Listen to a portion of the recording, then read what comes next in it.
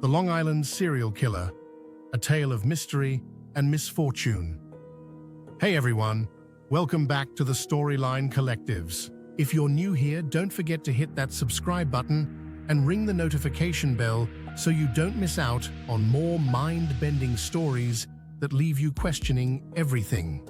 Today, we're diving into one of the most chilling and baffling unsolved mysteries in the world of true crime, the Long Island Serial Killer.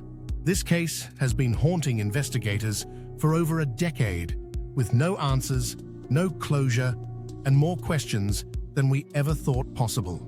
If you love stories that leave you on the edge of your seat, then you're in the right place. So sit back, relax, and let's dive deep into one of the most disturbing cases of modern times. It was December 11, 2010, when the quiet, suburban landscape of Long Island, New York, was shattered forever. Suffolk County Police were called to investigate what was thought to be a routine missing persons case. But what they uncovered would send shockwaves across the country. On the outskirts of a heavily wooded area near Ocean Parkway, a young woman's body was discovered. She had been discarded carelessly, her body wrapped in burlap. This was the first sign of something far darker than anyone could have imagined. A second body, that of a woman named Maureen Brainerd Barnes, was found nearby, and soon enough, more bodies began to surface, each one with a haunting similarity.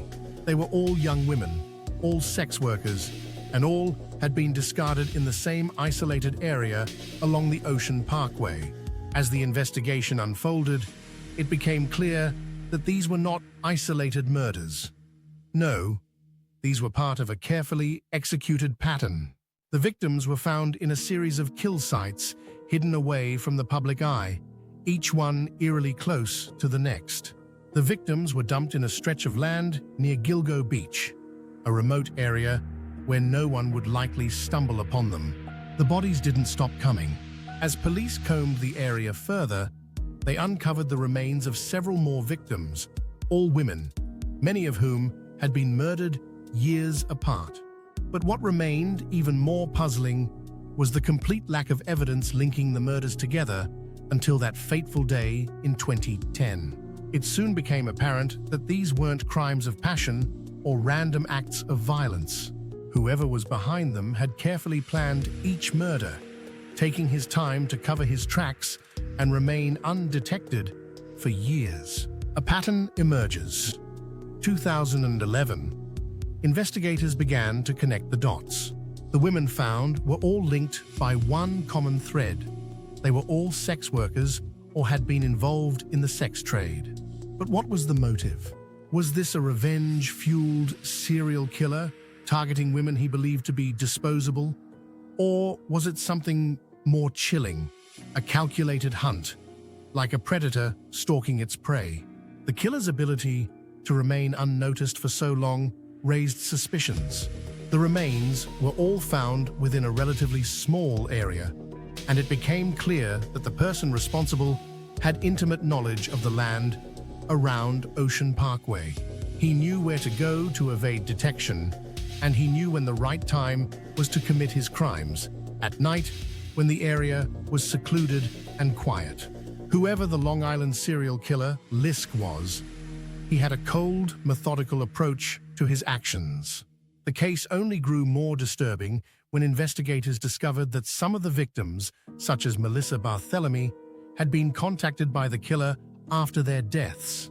Phone calls were made from her phone to her family after her death, with a man's voice on the other end. These calls were believed to have been made by the killer himself, taunting the family and sending chilling messages. It was clear now. The killer wasn't just trying to evade capture.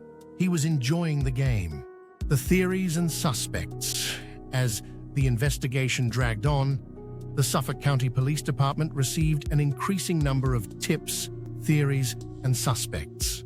A few names stood out, but there was never enough evidence to make an arrest. Some theories suggested that the killer might have been someone with law enforcement ties or someone in a position of authority who had the knowledge and power to cover his tracks. There were also speculations about a possible connection to other unsolved crimes in the area, with some believing the killer might have been active for much longer than initially thought. One of the more popular theories involved a man named James Bissett, a former police officer and private investigator who became a subject of interest due to his behavior and suspicious connections to some of the victims. However, just like the other theories, no concrete evidence has ever surfaced to connect him to the murders. There's another theory that points to the possibility that the killer could be someone who frequented the area, perhaps even a member of the community who knew the women. This theory gained traction when it was revealed that some of the victims had been familiar with their killer's methods and perhaps even trusted him to a certain extent. The ongoing investigation, as the years passed, the case became more cold than hot. The killer seemed to be slipping further away from justice, and with each passing year, the chances of solving the case seemed to fade. That is, until 2020, when authorities released new details about the case and announced that they were still actively investigating. In 2020, Suffolk County Police Commissioner Geraldine Hart revealed that they were revisiting old evidence, including DNA analysis and phone records, in hopes of finally catching the killer. New techniques, such as forensic genealogy, were also being used in attempts to trace the killer's identity through DNA matches in online databases. The hunt for the Long Island serial killer continues to this day, but the mystery remains unsolved. The enduring mystery, so what's next in this case? Will we ever find out the true identity of the Long Island serial killer? Or will this chilling mystery continue to elude justice? Every new detail that emerges only adds to the intrigue, but it also raises more questions.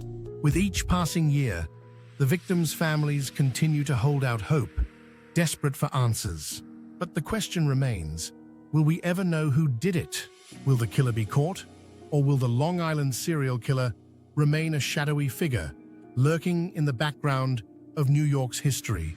We may never know, but as always, we'll keep following the trail, hoping that one day the truth will come to light. Now, we want to know what you think. Do you have any theories about the Long Island serial killer? Could there be a connection to other cases? Or maybe someone in the community was involved? Head over to the Storyline Collectives and leave a comment with your thoughts. Make sure you subscribe and hit the bell icon to stay updated on all the latest updates and deep dives into the world of true crime. Until next time, keep questioning the unexplainable, and let's keep unraveling the most haunting stories together.